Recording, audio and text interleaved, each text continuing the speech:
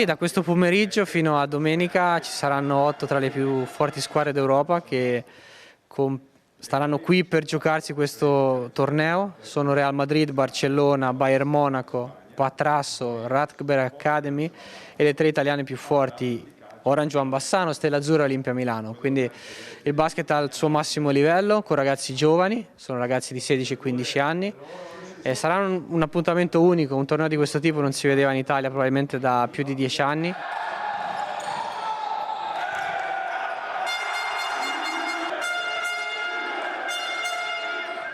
Molti di loro saranno dei professionisti, quindi sono ragazzi che tra qualche anno li vedremo in televisione, quindi gli auguriamo di avere un bel ricordo di Bassano e di questo torneo. Grande emozione per i ragazzi dell'Orange One Bassano impegnati già nel pomeriggio contro il Bayern Monaco con il Palangarano che si infuoca per i players di casa. Sappiamo che sarà un torneo molto combattuto, molto difficile e ovviamente cercheremo di dare il massimo per aggiudicarci ciò per cui abbiamo sudato e stiamo sudando in questo periodo. Sarà un torneo molto difficile e competitivo, però daremo tutto per cercare di portarcelo a casa e di competere con le migliori società d'Europa e internazionali anche.